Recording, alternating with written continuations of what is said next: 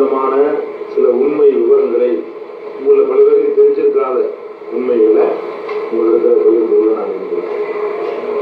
முதல்ல இந்த டிசம்பர் 6, 1992 பிறகு முஸ்லிம் சமுதாயம் ஒரு இக்கட்டான ஒரு நெருக்கடியான நிலையில் இருந்ததை எல்லாருமே உள்ளுணர்வோடு உணர்ந்தோம்.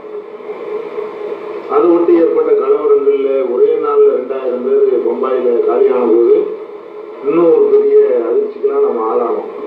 சமுதாயம் ஒரு நெருக்கடியான நிலைக்கு இருக்குது.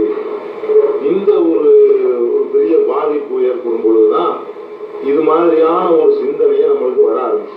நமக்குன்னா எனக்கு வச்சுக்கோங்களேன், இப்ப இதுக்கு ஏதாவது பண்ணணும். வடநாட்டுல உள்ள ஒரு நிலைமை தமிழகத்துல வந்துடக்கூடாது.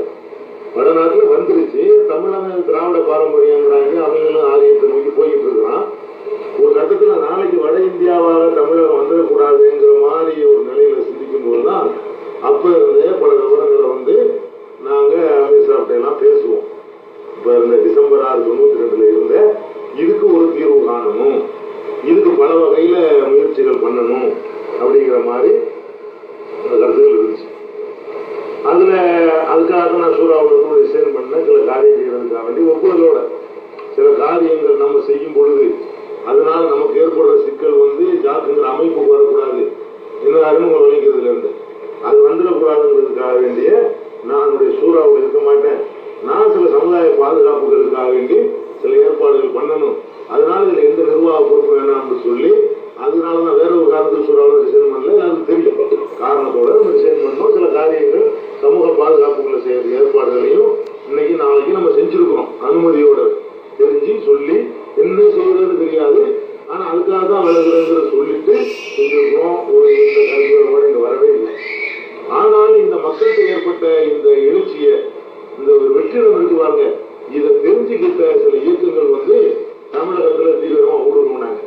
யார் ஊடுருவினா? பழனி பாபா ஊடுருவினார். பழனி பாபா யாருன்னு கேட்டா இந்த சமுதாய பிரச்சனைகளை நல்ல தீவிரமா பேசுவார். ஆனா இஸ்லாத்தினுடைய அடிப்படைக்கு எதிரானவர்.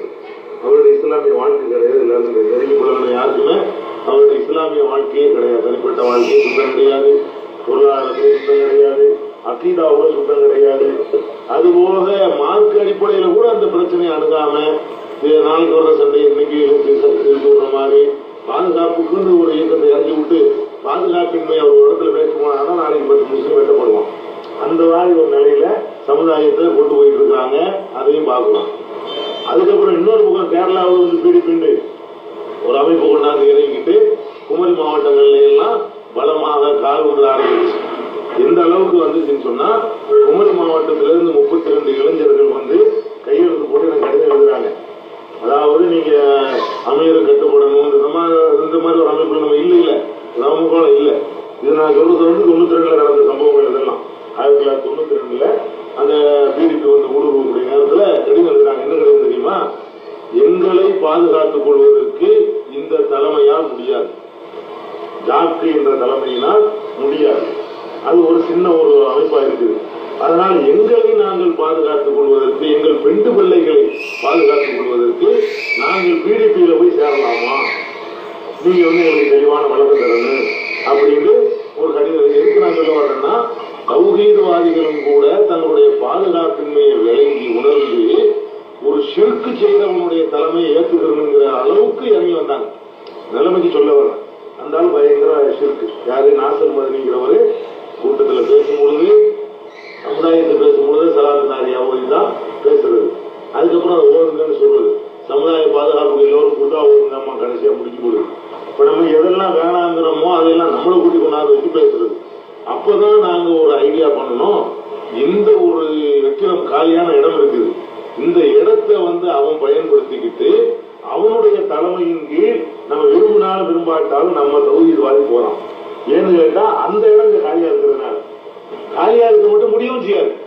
பாதுகாப்பு என்ற பிரச்சனை வரும்போது எல்லாரும் சேரணும். தௌஹீதமாத்து மட்டும் சேர்ந்தால் பாதுகாத்துக் கொள்ள முடியாது.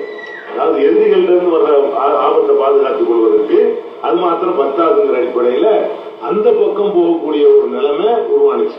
திருவிதாங்கூர்ல உண்டானுச்சு, உங்க ஊர்ல உண்டானுச்சா இல்லையா? உங்க ஊர்ல பிடிபி கூட யாரு? தௌஹீத்வாதி இல்லையா? காயல் பண்ண அமீர், நம்ம அமீர் கூட்டத்துக்கு அமீரா இருக்கக்கூடிய அமீர் பக்தருடைய ஊர்ல அதே பிடிபி நாசர் மதனியை தலைவராக ஏற்றுக்கொண்டு ஒரு கூட்டம் பின்னாடி போகுது.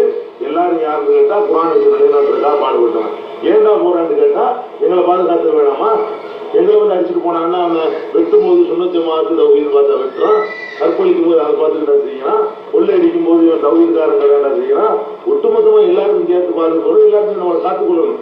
இந்த இடத்துல காலியா விடக்கூடாதுங்கிற மாதிரி வரும்போதுதான் நம்ம என்ன பண்ணோம், இதை சிறுக்குக்காரனுக்கு பின்னாடி நம்மால் கொண்டு கொடுவதற்கு பதிலா நம்ம தலைமை வந்து அவனை கொண்டு வருவோமே, அவனை அதாவது அவனுக்கு பின்னாடி நம்மளை கொண்டு விட்டோம்னு சொன்னா நம்மளை சிறுக்கு ஏற்றுவான். அதுதான் ஆகி இருக்கும்.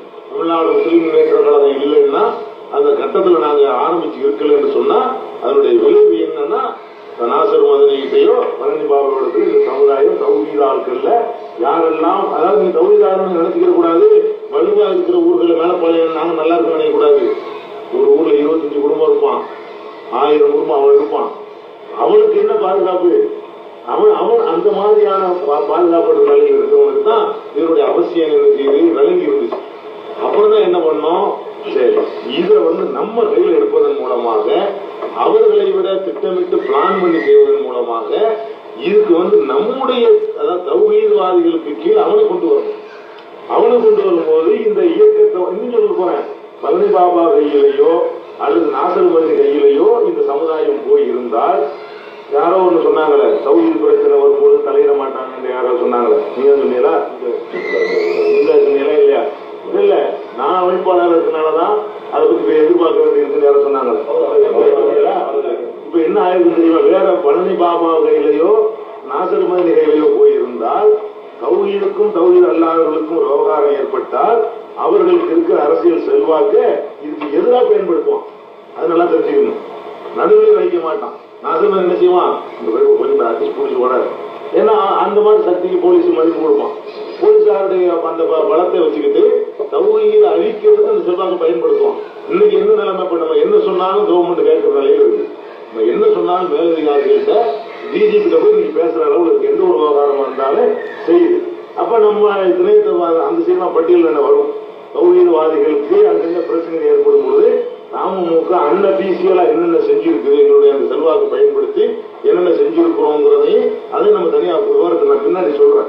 ஏன்னா அதுக்காக கூடியதுனால கொஞ்சம் 2 நேரம் எடுத்தா பேச வேண்டியது. இதையெல்லாம் உணர்ந்துதான் என்ன செஞ்சோம், நம்ம ஒரு அமைப்பு ஆரம்பிக்கணும். அதுல வந்து இந்த அகீதா மசாயில் இந்த சம்பந்தப்பட்டது அதுல பேசக்கூடாது. நம்ம சமுதாயம் ஏன்னா அதுல பேசினா ஆரம்பிக்கிறோம் அர்த்தம் இல்லாம போயிடும். அதாவது நம்ம எதுக்கு ஆரம்பிக்கிறோம், ஒன்னே என்ன அடிக்க வரும்போது 2 பேரும் சேர்ந்து பாதுகாத்துக்கணும். அதுக்குங்கிற அடிப்படையில் வரும் பொழுது நாங்க என்ன கணக்கு பண்ணணும், என்ன கணக்கு பண்றோம், நான் இந்த ஆலோசனை கொடுத்துட்டு நான் இருந்தேன் தஞ்சாவூர்ல, நீங்க இருந்தீங்களா? நீங்க இல்ல, நீங்க இருந்தீங்களா தஞ்சாவூர்ல? தஞ்சாவூர்ல சுவர்ண ஸ்கூல்ல போட்டோமே நீங்களா இருந்தீங்களா? என்ன பண்ணோம், இந்த இதை நம்ம கையில் எடுப்பதன் மூலமாக ஒண்ணு இந்த மாதிரியான முஸ்லிம் அரசியல் பலம் ஒண்ணு நமக்கு எதிராக போவதை தடுக்கலாம். 2வது அவர்களுக்கு நம்ம தலைமை இருக்கிற மாதிரியான நிலைமை கொண்டு வரலாம். இவங்க தான்டா சமுதாயத்துக்கு போராடுறாங்கிற ஒரு எண்ணத்தை உண்டாக்குவதன் மூலமாக கேட்காத அவனை வேற செய்திகளையும் கேட்க வைக்கலாம். நம்மளை கேட்காதுங்கிற ஒரு விழிப்புணர்வு கேட்கிறாங்கல்ல, அப்ப அவன் விரும்பக்கூடியதையும் அது மார்க்கத்தில் உகந்ததாகவும் இருக்கும்போது அவனு விரும்புறான், மார்க்கத்தில் உகந்ததா இருக்கு. அதை செய்யும் பொழுது இவ்வளவு பேர் இருந்தானுங்கள சம்மதி என்ன பண்ணா, ரசீப் என்ன பண்ணா, ஜமாத்துலமா என்ன பண்ணாங்க, இவங்க யாரும் அவங்க ரோட்ல கத்துறாங்க அப்படிங்கும் பொழுது இவங்க சொல்றது கரெக்டா தான் இருக்கும். சைக்காலஜிகளாக அவனுக்கு அந்த தௌஹீதை ஏற்றுக்கொள்வதற்கான தடை வந்து விலகுங்கிற ஒரு நோக்கத்தை எல்லாம் நாங்க பரிசீலனை பண்ணிதான் ஆரம்பிக்கணுங்கிற ஒரு முடிவை எடுத்துக்கிட்டு, அதே நேரத்துல ஒரு தலைமையின் கீழே இருக்கிறவன் யாருக்குன்னு ஒரு அமீர் இருக்கிறவன் 2 அமீர் 3 அமீர்லாம் ஒரு வித்தனை வந்துடக்கூடாது. அதற்காக வேண்டி அமீர் சாபிடத்திலும் அது சம்பந்தமாக பேசினோம். நானும் ஆமிது பக்ரியும் மதுரையில் உள்ள அண்ணா பஸ் ஸ்டாண்ட் பள்ளிவாசல்ல வச்சு இப்படி ஒரு வெற்றிடம் இருக்குது, இதை ஒண்ணு செஞ்சுதான் ஆகணும், இந்த இடத்தை செய்யல என்று சொன்னால் அந்த மாதிரியான முஷ்ரிக்கீன்கள் வந்து தௌஹீத் ஆட்களை வந்து ஒத்திட்டு போகக்கூடிய நிலைமை வரும்.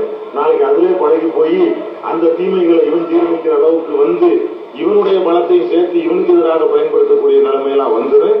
சமூக பாதுகாப்பு அவசியமா இருக்குன்னு கேட்கும் பொழுது பல காரண காரியங்களை சொல்லும் போது அவங்க ஒண்ணு சொன்னாங்க அழகாக, ஏன்னா அது ஒரு ஆபத்தான வேலை. நாங்க எடுத்துக்கொண்ட அந்த வேலை இருக்குது ஆரம்ப கட்டத்தில் ஆபத்தான வேலை. இன்னைக்கு அந்த வேலை வழங்கிருக்கு. அன்றைக்கு வந்து என்ன மாதிரி வேண்டாலும் கவர்மெண்ட் செய்யலாம். நான் எடுத்துக்கொண்ட அந்த துறைக்காக வேண்டி அன்னைக்கு உத்தரவு தான் இறங்கணும். இதை வச்சு அழிக்கலாம், சுத்தமா அவ்வளவு பேர் யாரெல்லாம் பாடுபட்டானோ அவ்வளவு பேர் முடிச்சு தடாவில் போடலாம், அந்த மாதிரியான ஒரு இதுதான். ஆனா யாராவது செய்யலைன்னா இதா போயிருந்ததுக்காக நாங்க அன்னைக்கு இறங்கணும். அப்ப அந்த மாதிரி ஒரு ஆபத்துகள் இருந்ததுனால நம்ம அமைப்பு தௌஹீதை வளர்ச்சி சேர்த்து கிடைக்கிற மாதிரி நமக்கு வரக்கூடிய ஆபத்து தௌஹீதுக்கு நேர்ந்து வந்துடக்கூடாதுங்கிற அக்கறை அவங்களுக்கு இருந்ததுனால சொன்னாங்க.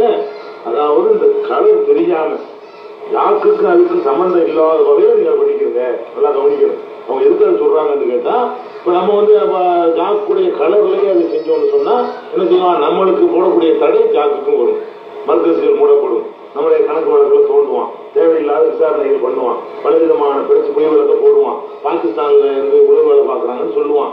இந்த மாதிரியான இது வந்து வரக்கூடாதுன்னு சொன்னா நல்லா செய்யுங்க, நல்லா யோசிக்கிறீங்க. அதுக்கு அப்ஜெக்ஷனே பண்ணல.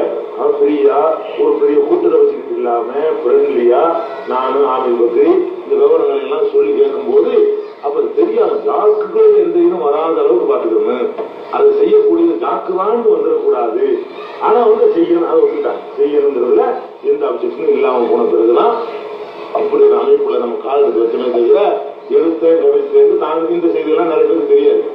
இப்படி எல்லாம் நடந்து கொண்டு செய்யாது. இவங்க என்னமோ ஒரு பதவிக்கு தனியாக ஆசைப்பட்டு போறாங்க.